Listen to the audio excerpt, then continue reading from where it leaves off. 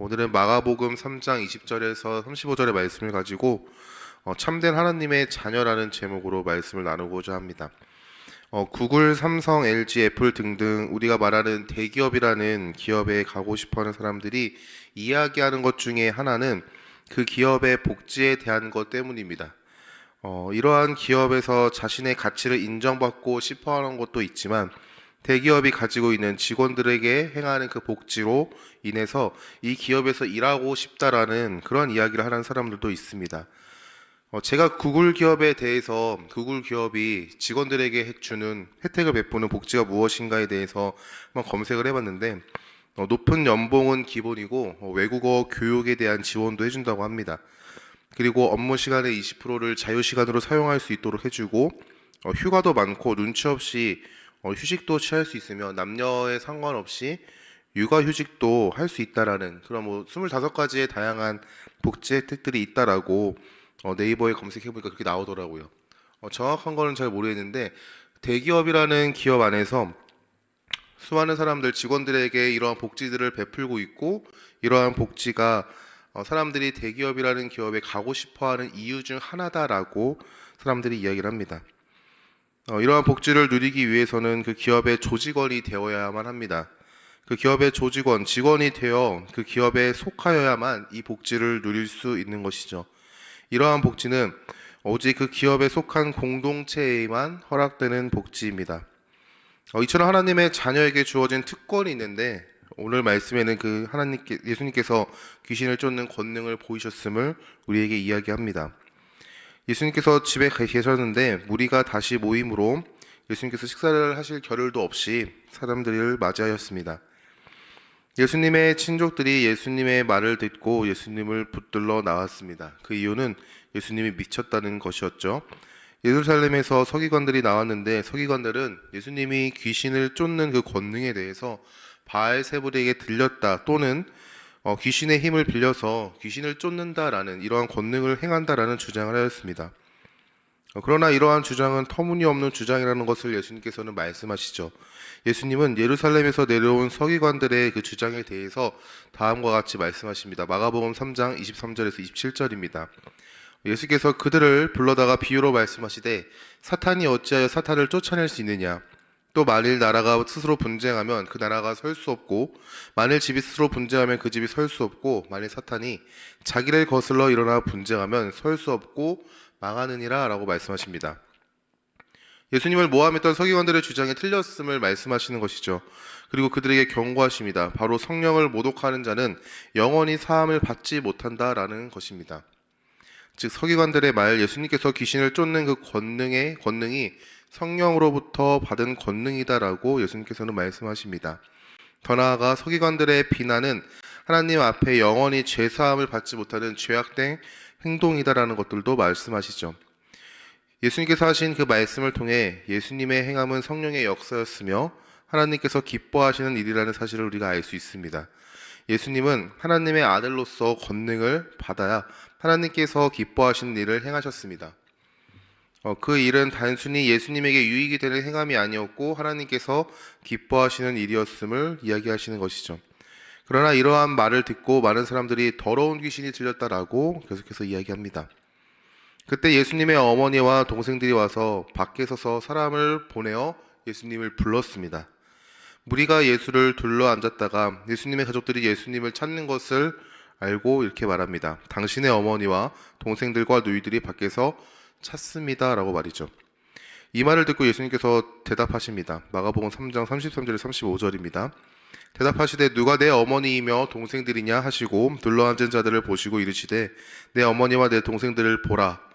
누구든지 하나님의 뜻대로 행하는 자가 내 형제요 자매요 어머니이니라 라고 말씀하십니다. 예수님의 말씀은 하나님의 자녀의 삶에 대해서 말하고 있습니다. 우리는 이 말씀이 뭔가 너무나도 차갑게 들리겠지만 예수님께서 이 말씀을 통해서 하나님의 자녀, 즉 예수님의 가족 공동체의 삶의 모습은 이러하여야 한다라고 얘기하고 계시는 것이죠. 예수님께서 하나님의 뜻대로 행하는 자가 내 형제요, 자매요, 어머니다라고 말씀하시는 것은 그들도 예수님에 대한 믿음이 없었기 때문입니다. 더 나아가 믿음은 행함으로 드러나기에 예수님은 하나님의 뜻대로 행함을 강조하시는 것이죠. 예수님께서 말씀하시는 것을 오해하면 우리가 하나님의 자녀가 되는 것은 우리의 행함이 필요하다라고 생각할 수 있습니다. 구원의 조건이 있어야만 하며 그 조건을 하나님의 뜻대로 행함, 즉 우리의 순종이 요구된다라고 생각할 수 있는 것이죠. 하지만 예수님의 말씀은 구원받은 자는 하나님의 자녀이며 하나님의 자녀임을 드러내는 그 모습은 하나님의 뜻대로 순종하는 삶의 모습이다라는 것을 이야기하고 계십니다. 구원의 조건으로서 예수님께서 하나님의 뜻대로 행함을 강조하신 것이 아니라 하나님의 자녀인 성도는 하나님의 뜻대로 행함이 마땅하다는 것을 선포하고 계십니다. 그렇다면 우리는 고민해 봐야 됩니다. 나는 하나님의 자녀로서 하나님의 뜻대로 행하고 있는가? 라고 말이죠. 하나님의 뜻에 순종하고 있는 자인지 나의 삶 자체가 나의 정체성을 증거하고 있는 삶인지를 고민해 봐야 합니다. 나의 삶이 하나님이 아버지가 되시고 예수 그리스도가 주가 되심을 증거하지 못한다면 우리는 우리의 정체성에 대해서 한번 고민해 볼 필요가 있습니다. 내가 정말 성도로서의 삶을 살아가고 있는가? 나의 삶은 하나님의 영광을 가리고 있지는 아니한가 말이죠. 물론 우리는 구원받은 성도라고 할지라도 하나님의 말씀에 100% 순종을 이루는 것은 아닙니다. 원수를 사랑하라 말씀하셨던 그 말씀조차도 내가 나를 미워하고 나를 싫어하는 사람을 향하여 기뻐하고 감사하고 사랑하는 마음보다는 똑같이 미워하고 시기하고 질투하는 마음들이 일어나는 것이 사실입니다. 외식하지 말라라고 말씀하셨던 그 말씀 가운데서도 우리는 누군가의 시선과 누군가의 입의 칭찬을 바라며 행동하기도 합니다. 하나님 안에 참된 기쁨이 있음을 알지만 세상과 타협하며 세상의 것을 쫓아 살아가기도 하는 것이죠.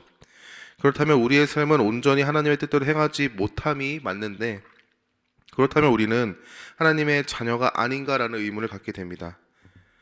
우리에게 바르게 알아야 할 것은 우리가 하나님의 뜻대로 행하는 것은 우리의 힘으로 행함이 아니라는 것이죠.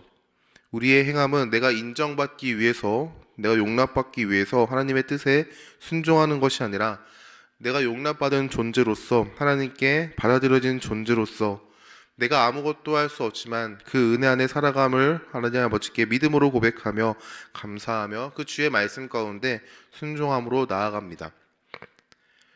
우리를 하나님의 자녀 삼아 주신 것에 기뻐함으로 하나님의 뜻에 순종하는 것이죠. 하나님의 뜻에 순종함은 은혜를 힘입어 나아감입니다.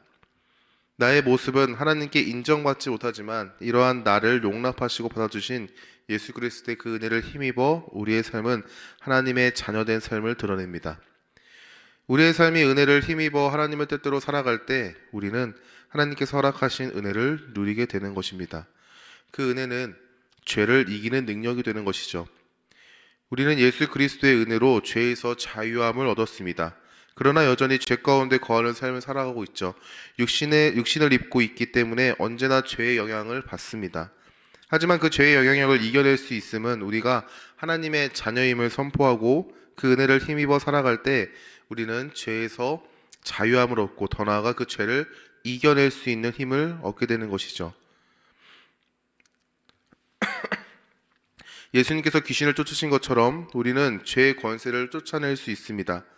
죄의 영향력을 이겨내어 하나님의 자녀로서의 삶을 살아갈 수 있는 것이죠. 이 모든 것은 우리의 힘으로 이뤄낼 수 있는 것이 아닙니다. 하나님의 뜻대로 살아가는 데 있어서 은혜가 필요한 것처럼 죄를 이겨낼 수 있음은 우리가 은혜 안에 살아갈 때 가능한 것입니다. 우리는 예수 그리스도를 통해서 세상 가운데 승리를 선포하는 것이죠. 예수님께서는 마태복음 28장 18절에 자신에게 하늘과 땅의 권세가 있음을 선포하십니다. 우리는 우리의 힘으로 이룰 수 없는 것은 예수 그리스도를 통해서 이루어낼 수 있음을 우리가 이해하고 깨달아야 합니다. 하나님의 자녀가 된 삶은 그 삶의 그 모습도 예수 그리스도의 은혜를 힘입어 증거할 수 있는 성도의 삶의 모습인 것이죠. 예수님이 귀신을 쫓아냈던 것처럼 우리도 예수님처럼 행할 수 있습니다. 그 힘은 우리에게 나오는 것이 아니라 예수 그리스도의 은혜를 힘입을 때 가능한 것이죠. 사랑하는 성도 여러분, 여러분의 삶은 하나님의 자녀된 삶인지를 한번 돌이켜봤으면 좋겠습니다. 여러분의 삶이 하나님의 자녀임을 드러내는 삶인지를 한번 자신의 삶을 돌아봤으면 좋겠습니다. 앞에서 대기업에 소속된 자는 자신에게 주어진 복지를 누린다라고 말씀드렸습니다. 그 복지를 누리는 그 모습은 기업에 소속되어 있지 않는 사람들과 다른 모습일 것이고 누군가에게는 부러움을 사는 모습일 것입니다. 우리가 누리는 복지, 하나님의 자녀된 자가 누리는 그 특권은 대기업에서 누릴 수 있는 복지와는 비교할 수 없는 특권입니다. 하늘의 권세를 가진 자로서 하나님께서 허락하신 그 은혜 안에서 기뻐하고 자유하며 감사하며 살아가는 삶인 것이죠. 상황과 환경은 감사할 이유가 되지 못하고 상황과 환경은 기뻐할 수 있는 이유가 되지 못하지만 예수 그리스도 안에서 하나님의 나라를 누리며 살아가는 그 모습은 세상 사람들이 우리를 다르게 보는 또 하나의 시선의 통로가 될 것이며 세상 사람들이 우리를 통하여 예수 그리스도를 바라보는 또 하나의 통로가 될 것입니다. 죄의 권세를 이겨내며 하나님의 뜻을 이루어가며 우리는 살아갑니다. 그것을 이루어가며 살아갈 수 있는 능력은 오직 예수 그리스도의 은혜 안에서만, 우리가 그것을 힘입어 나아갈 때만 우리는 죄의 권세 아래서 승리자로서의 삶을 살아가는 것이죠. 더 나아가 하나님의 뜻을 이루며 살아가는 줄 믿습니다. 오늘 말씀에서는 귀신을 쫓는 권능을 보이신 예수님을 바라보게 됩니다. 이러한 권세를 넘어서 예수 그리스도 안에 우리는 모든 것을 할 수 있습니다. 사도 바울은 다음과 같이 고백합니다. 빌립보서 4장 13절 말씀에 내게 능력 주시는 자 안에서 내가 모든 것을 할 수 있다라고 선포합니다.